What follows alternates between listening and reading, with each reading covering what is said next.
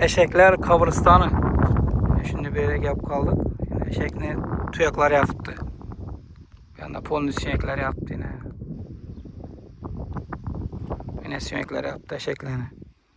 Bir anda yattı yine eşeklerin sinek. Yük kurttu yine. Polun. Karakalpakstan Respublikası namına ofi Böden'de yerindemiz. Şöyle yürülekey ötüp kaldık. Şimdi harap boyu attı. Birini hazır isinden adam stop bu muydu be de. Yaman is. Tarkattık düzünden. Dım yaman. Böyle gelip mesela kuşlar şöden gelerden mesela yine eşeklerin eskan şimdi kuşlar gelip çok alıydı. Kim barattan malların üstüne konadı keser tarkatadı. Eşeklerin tuyakları yattı bir de. Şöyle gelip soygallar mı bilinmezliyken. Panik bana da iyi gelmezsiniz. Yol öyle ki video ettik. Yine kelleler yattı eşekler. Allah saklasın. Kanday bakşı insanlar setkene gelmem yine. Xuda biladi. Şimdi yol öyle ki video ettik. Baykap karab göç istimal etken vaxtdan baykap karabı isilə.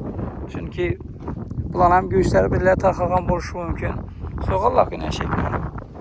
Çünkü sen göç maksadı istimal etken vaxtı şansadan almasanlar. Ne şimdi?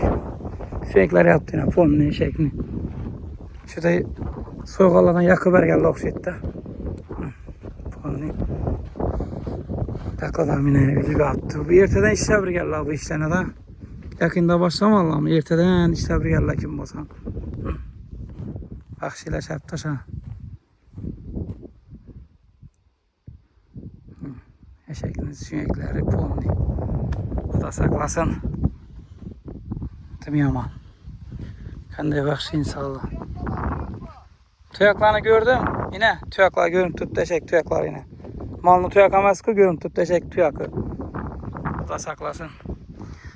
Videolarımız kendilik tarqatınlar. Koldan gelince prosto bizəni nəyimiz agahlandırır.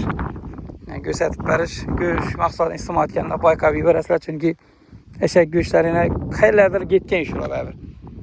Xuda bilədi. Moş yani zaparak paparak deyirlər. Yedirgən çıxala, moş başqillər getken çıxa. Tanıq malumatı iyi gəlməsimiz. Prosto ehtiyat bula verəsələr. Şimdi yolda geldik bir sene video düşürməkə.